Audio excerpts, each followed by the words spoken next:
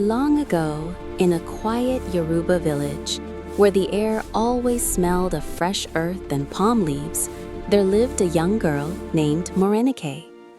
The village was peaceful, the kind of place where roosters announced the morning and crickets sang at night, where everyone knew one another and life followed the rhythm of the sun. Morenike was a gentle child. She did not talk too much, and she did not argue. Her eyes were soft, her voice was calm, and her heart was full of patience.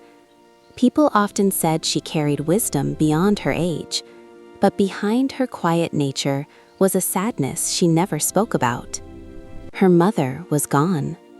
When Morenike was very young, her mother fell ill and never recovered.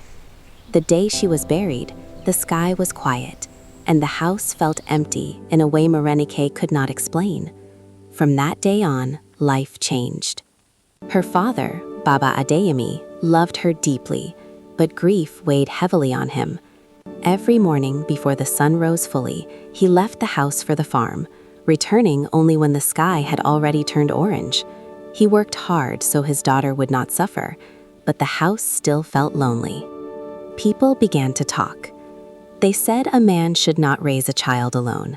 They said a girl needed a woman in the house. They said life would be easier with another wife. And so, one day, Baba Adeyemi remarried. The woman he brought home was called Madame Kute. When Madame Kute arrived, she came dressed in bright wrappers, with shiny beads around her neck and a proud smile on her face. She greeted everyone warmly and laughed loudly, telling people how much she loved children and how well she could run a home. At first, Morenike was hopeful. She greeted her stepmother respectfully. Thank you, She Madame helped her Kute. willingly. Smells wonderful. She called her mama, believing that maybe, just maybe, love would grow. But love did not grow. When Baba Adeyemi was around, Madame Kute was kind. She smiled sweetly and spoke gently. She praised Morenike in front of others and acted like a caring mother. But when Baba Adeyemi left for the farm and the compound became quiet, everything changed.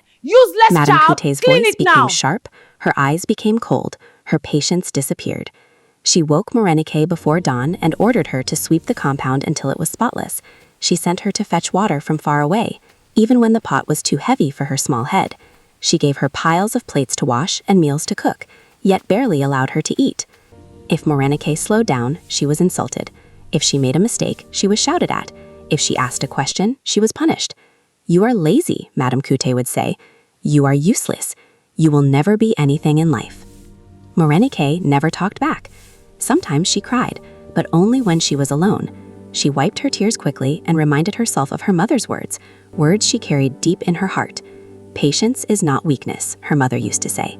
"It is strength waiting for the right time." As the days passed, something began to trouble Madame Kute deeply. The villagers loved Morenike. They praised their manners, they admired their humility, they spoke kindly of her wherever she went. Each kind word spoken about Morenike felt like fire burning inside Madame Kute's chest.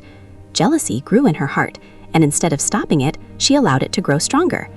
She began giving Morenike impossible tasks. One day, she mixed beans with sand and told her to separate them before sunset.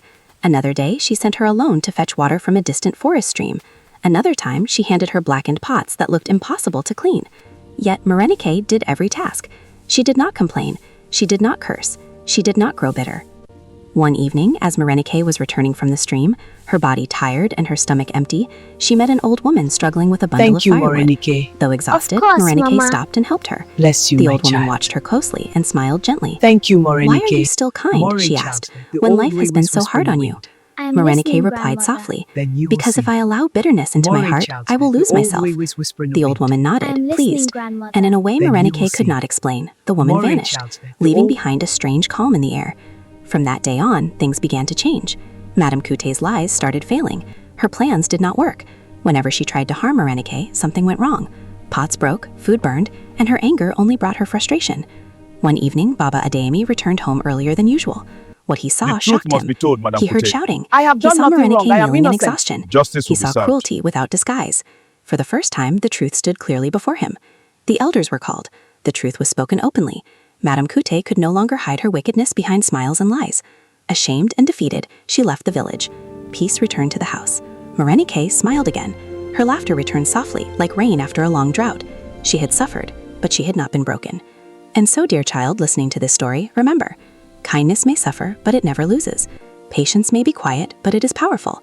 And wickedness always reveals itself in time.